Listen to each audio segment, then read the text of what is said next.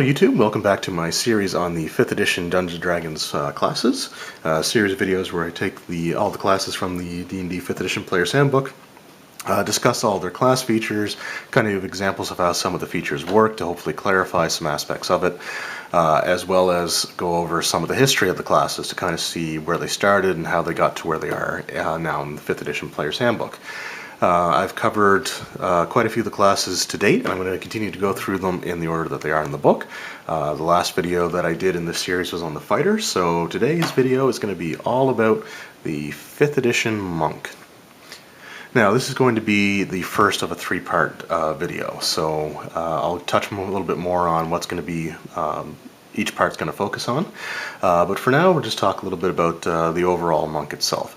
The monk is actually sort of an anomaly when it comes to the traditional Dungeons & Dragons classes, whereas most of them, like the fighter, cleric, mage, paladin, ranger, they're all based on medieval European archetypes, whereas the monk itself is based more on the legend of the Shaolin monks from China. Now, as with previous versions of the video, I'm going to talk a little bit about the history of the class and its development throughout the editions before I go into the actual features that they have in 5th edition. So, as I mentioned, it's going to be a three-part video. Part 1 is going to be the history of, so we're going to look at the monk through all the previous versions of the game that it appeared in. And then we're going to save that for part 1. Part 2 is going to be just the generic features that every single monk gets for progressing through the levels. And then part 3 is going to be all about the monastic traditions, which are a feature that you choose around 3rd level. And there's sort of a series of abilities that you gain that are themed around a particular tradition. So that'll be what the 3 parts are made of. So right now we'll go ahead with part 1, and we're going to talk about the changes of the monk throughout all the previous editions of D&D. And for this class, we actually have to go all the way back to the very beginning.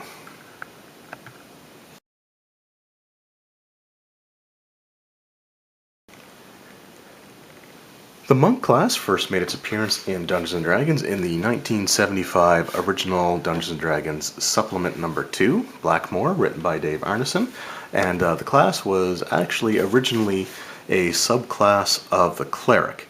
Now, in order to qualify for this, you had to be a human. So only the human race was capable of qualifying for the monk class. You also had to have a strength score of 12 or greater. You also had to have a wisdom and dexterity scores of 15 or greater. So it was a very difficult class to qualify for. Now the class, even though it was part of the cleric class, they didn't actually gain the ability to cast spells. However, they did have abilities that were a combination of the thief and the fighting man. The monk also had to treat treasure in a manner similar to how the paladin did. So they had a very limited number of magic items that they were able to carry with them. And they were also only able to carry a very small amount of gold, basically just enough to kind of get by. The idea of the monk was that they basically lived a simple life, so they weren't known to hoard treasures or live in extravagant manners. Now they also rolled d4s for hit dice, so they didn't have the highest hit dice in the game. The monk also couldn't wear any armor, which is something that's pretty consistent throughout almost the entire run of D&D. But however, unlike more modern versions, the monk could use, weapons of any sort in original Dungeons & Dragons. The monk could also, if they were attacking with a weapon, add 1/2 point of damage, up to a maximum of 4 points of damage at 8th level, with any weapon damage roll that they made. However, they weren't really meant necessarily to be weapon-based fighters, so they were good at it. But they gained special abilities if they fought unarmed. There were 2 particular abilities that they gained with this. The first was if the monk rolled an attack roll that succeeded by 5 or greater, they had a 75% chance to stun their opponent and a 25% chance of killing the opponent. If they stunned their opponent, it was for a number of rounds between 3 and 12, and if they killed the target, that was just it. They killed it outright. So in order to get that, you had to succeed by 5 or greater. So basically, if you were attacking an opponent with an armor class of 10 and you hit an armor class of 5, because back then the armor classes worked backwards, then that was considered succeeding by 5. So you would either stun them for 3 to 12 turns, or there was a slight chance that you could outright kill them. So very powerful when it comes to the unarmed strikes, especially if you roll high. When fighting unarmed, the monk's damage die would also increase as they leveled up. So I think it started at a D3 or a D4, and it goes all the way up to, here we go, so it started at a D4, and it progresses all the way at their highest level to between 4 and 40, so 40, 10 damage. So the unarmed strikes got pretty powerful. The monks also had thief abilities, such as opening locks, removing traps, listening, moving silently, and hiding in shadows.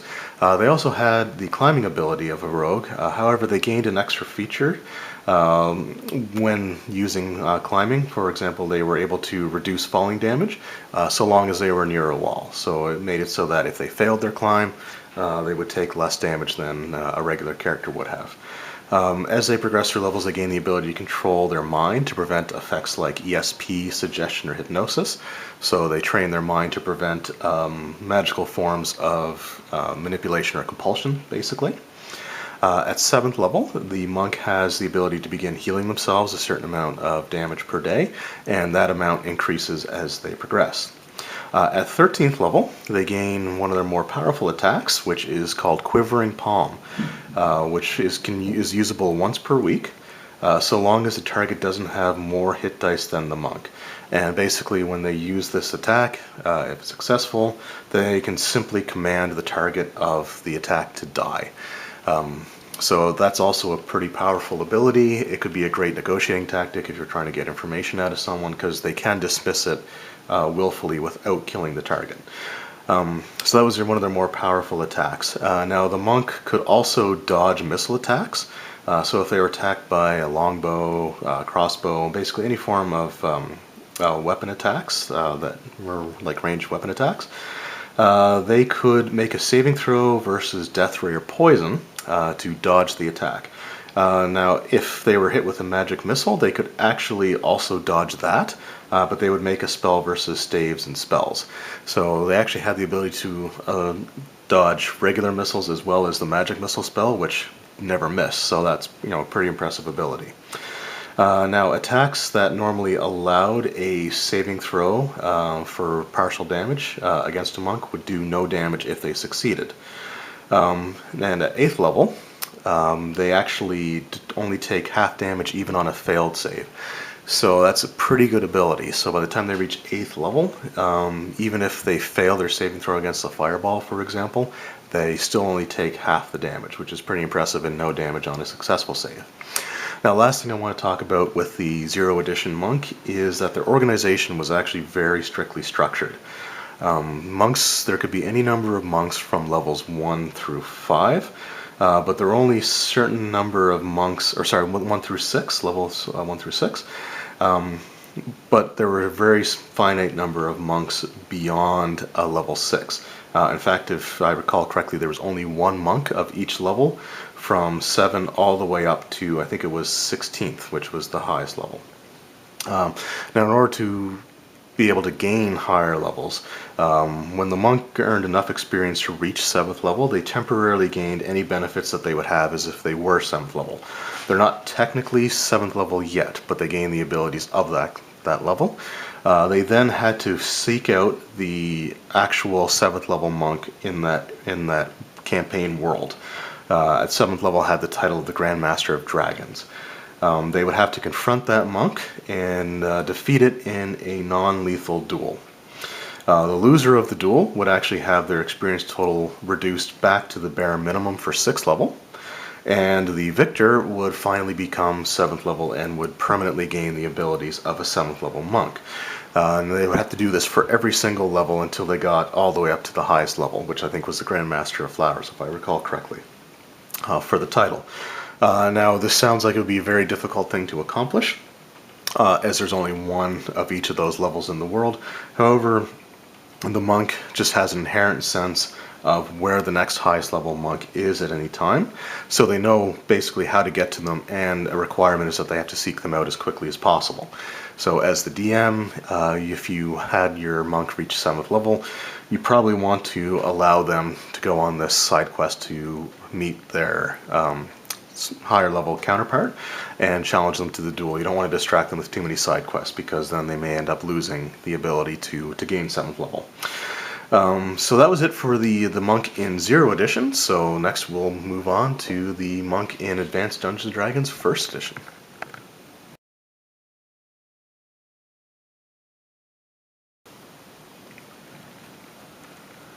So the monk in 1st edition Advanced Dungeons & Dragons was actually very similar to the original D&D counterpart, with a few notable exceptions. So we will go over that in this part of the video here. So the monks in 1st edition AD&D were no longer restricted to humans only. There were certain classes that were, but the restriction of humans only was never mentioned in the write-up for the monk in the player's handbook. So any class, or not any class, but any race I should say, or just about any race, has the ability to become a monk. Now their alignment also had to be lawful, which wasn't a requirement in original Dungeons & Dragons. So they could be lawful good, lawful neutral, or lawful evil. And in order to qualify to become a monk, your ability scores now had to be 15 for strength, wisdom, and dexterity, and they had to have a constitution of 11 or greater. So they needed 3 abilities with 15 or greater, which was very difficult to do back in the day. So it's not very many player characters that were able to become monks. They were also limited in their weapon choices now, so instead of being able to use any weapon type, they could now only use the bow stick, clubs, crossbows, daggers, hand axes, javelins, joe sticks, polearms, spears, and staffs. They retained their unarmed bonuses, but their damage was now modified and maxed out at 8 to 32 at their highest level, as opposed to 4 to 40 like they had in original D&D. So they didn't do quite as much damage. There were also a greater number of higher level monks, so when the duels took place, it was easier to find the higher level counterpart, or at least when you first start that quest. Also the duels started at 8th level now instead of 7th level. So there were any number of 7th level monks out there, so you got to progress a little bit further, and instead of only having 1 8th level monk, there were now 3 that you had the ability to challenge. However, after the 8th level, there was only 1 monk for each subsequent level. So once you get past that first duel, it again becomes a little bit more difficult to find your next highest individual to challenge. Now, they still had the ability to sense where they were, so they still had the ability to find them, and they still similarly had the ability to gain the abilities of in this case, an 8th level monk temporarily, and once the duel took place, the loser of the duel would be reduced back to the minimum amount of experience for the previous level that they had. Or, if I'm not mistaken, if you were a higher level, I think you had to go all the way back down to 6. I could be wrong about, or sorry, 7th. I could be wrong about that. It doesn't really state that too clearly in the player's handbook. But that's basically the 1st edition AD&D monk. Again, everything else is still very similar as far as their abilities go, so I'm not going to go through and rehash them again.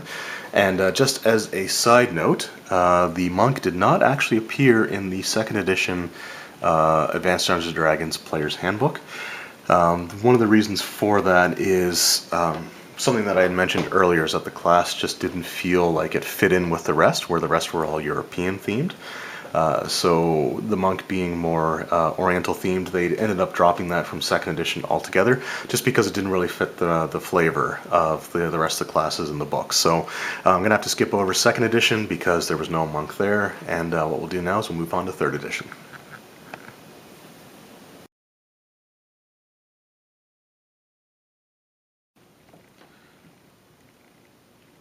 Alright, for the purpose of this video, I'm actually going to group the 3rd edition and the 3.5 monk together.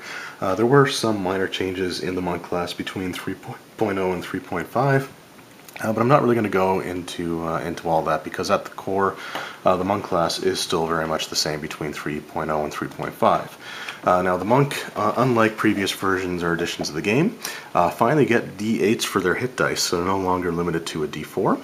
They are still limited in what they can use for their weapon proficiencies, so they don't gain the ability to fight with all weapons like they did in original D&D. They're more restricted, similar to how they were in first edition AD&D, with things like quarterstaffs, sickles, just some slings, just some very basic weapons. But the monk in third edition, similar to all the previous versions of the game, wasn't really meant to fight with weapons. They're all about their unarmed strikes. So similar to their previous versions, their unarmed strikes still do a set amount of damage that increases as the character increases through levels. So their attacks do get more powerful as they progress. They also retain their unarmored AC bonus, since they're not proficient with any armor in 3rd edition, like 1st edition AD&D and 0 edition. Also, if they're not wearing any armor, their speed increases as well as they go through levels. So they actually get pretty quick once you get high enough in level. In addition to that, the 3rd edition monk was able to make multiple attacks when they were unarmed. Which is represented here by the flurry of blows column. So they would initially start taking penalties, but as things went on, they could actually get quite a few attacks, up to 5 attacks at their highest level, with plus 15, plus 15, plus 15, plus 10, and plus 5, which is pretty decent. As far as changes go, they still gain the Quivering Palm ability that they had gained through previous editions of the game, but now it allowed a saving throw, unlike previous versions of the game, which was limited to the number of hit dice that the target had. So in this one, they don't limit the hit dice, but they do allow a saving throw as sort of compensation. It still works similarly, that you can instantly kill the target that you make the attack against. It's usable once per week, and after you successfully strike the target, the monk actually has a certain number of days to use the ability, or it just fades away. And that number of days is equal to their monk level, so it goes up to as high as 20 at 20th level. They also gain a few different abilities as they progress through their levels. So at 12th level, for example, they gain the ability to Dimension Door once per day, so it's a type of teleportation magic. And they also gain spell resistance at 13th level. At 17th level, they no longer suffer the negative effects of aging, so they still gain the benefits, but they don't lose the ability scores as they progress through different age categories. 17th level, they can speak with any living creature, and so on. So here are some of the other abilities if you want to take a look at them here. Alright, now also the monk class was the only class in 3rd edition that treated all 3 of the saving throws as their primary save. So most classes had 1 good save and usually 2 poor saves. So if we look at, see if I can find a more accessible example here. Alright, so let's just say we look at the Bard. The Bard's not the greatest example because it does have 2 good saves and 1 poor one, but the idea is pretty much the same there. The monk actually gains the highest saving throw bonuses for Fortitude, Reflex, and Will, so they treat all 3 saves as their good save, which can make it very difficult for them to fail saves against spells or effects or things of that nature. They also gain Uncanny Dodge and Evasion, which are features similar to what they had before, where they could take half damage on a failed save at a certain level and no damage on a successful save if an attack allowed a saving throw for reduced damage. Now the last really big change in 3rd edition is the monk structure was no longer there. So the monk no longer had to duel higher level monks in order to progress through their abilities. They could now go from 1st to 20th level without even potentially finding another monk in the entire campaign world. I'm not quite sure how I feel about that, because I thought that it definitely added a bit of flavor to the monk class and made an already unique class even more unique and interesting, especially for the player. So not quite sure how I feel about that particular option, but it is something that doesn't impede their progression, so I guess from that perspective it makes it a little better. But that's basically the 3rd edition monk. The last version that we have to look at is the version from D&D 4th edition.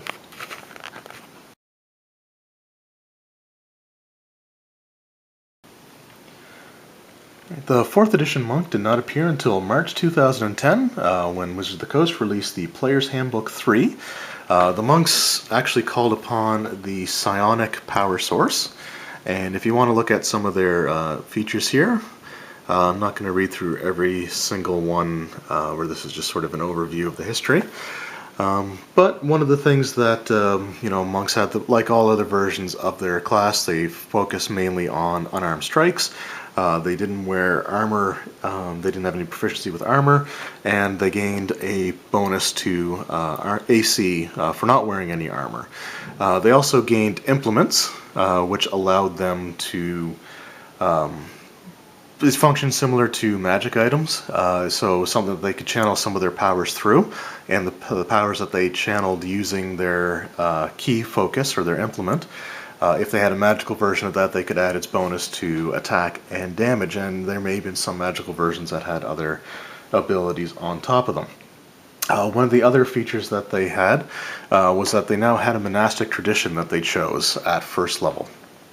So the two options were the Centered Breath monastic tradition or the Stone Fist, and they had two very different philosophies. So the Centered Breath, for example, was more quiet and contemplative and isolated. So they were away from society. And some of their orders actually even forbid verbal communication, so the monks weren't even able to speak, with the exception of like 1 hour a day that was set aside for them to communicate verbally. The rest of the time would be spent in contemplation, meditation, and in silence. And then there was the monastic tradition of the Stone Fist. The Stone Fist was much more aggressive of the two styles, and they were much more integrated into society. So where the other ones were very isolated, these were more welcoming and more integrated into civilization. Now, many of their monasteries would be located in hospitable locations in order to test their student. But they weren't completely separated from everything. So they would accept people in, but they had to prove themselves by going to these locations, like near a volcano or up high on a mountain, just somewhere that would make it very difficult for day-to-day life, in a way of determining if you're like tough enough or mentally tough enough to follow through with your training. Each choice granted a unique at-will attack, as well as bonus to specific defense. So Center Breath gained a bonus to their Fortitude save, while Stone Fist gained a bonus to their Will save. Now lastly, I'm not going to go into all of their abilities, but with Monk's powers, unlike previous versions of them, some of them had what was called the Full Discipline keyword. So Full Discipline actually gave you two different options for the power. So there was, for example, a movement technique or an attack technique. So the attack was done here first. The major part of the text is this one you're more likely to use, but it did have a movement abilities as well. So let's just take a look at this ability here, Awaken the Slumbering Hunt, as an example. Awaken the Slumbering Hurt, not Hunt. So its attack action was a dexterity attack versus fortitude. On a successful hit, it did 2d8 points of damage. If the target is bloodied, so if they were reduced below half of their maximum hit points, it takes extra damage from both this attack and your next attack against it before the end of your next turn, and the extra damage is equal to your strength modifier. So instead of just your dexterity, you add your dexterity modifier and your strength modifier if they're bloodied.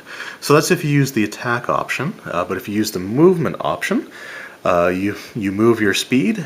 During this movement, bloodied enemies can't attack you with opportunity attacks or immediate actions. And there's several other versions like that as well. So quite a few abilities have the Full Discipline. Again, I'm not going to go into all of them, but I just think it's a really kind of unique feature that again sets the monk apart, because not all of their, but a fair number of their abilities have that secondary option. So it gives them a little bit of flexibility when they use their abilities. Now, you can't use both the movement and the attack, so you have to choose which one of those two things you're going to end up using, if you want to use the movement ability or if you want to use the attack ability. But it does give them that greater flexibility with their class features, which is something that a lot of other classes lacked quite a bit. So that's the 4th edition monk in a nutshell. And that's sort of how the monks have progressed throughout the different versions of Dungeons & Dragons. So we looked at them in original D&D, first edition AD&D. They were not present in second, so we skipped over to third and fourth, and that brings us to where we are today with the 5th edition monk. But as for now, we're going to wrap things up with that. I hope you enjoyed sort of the history of the monk class. If you have any questions about some of their other abilities that I didn't touch on, don't hesitate to leave a comment below. I'll certainly discuss any of the features that I didn't get a chance to do in this video. But I hope you enjoyed it. I hope you found it informative, and I certainly hope you come back for part 2, where I discuss the standard abilities that all 5th edition D&D monks get. So until then, thank you very much for watching. I hope to see you next time.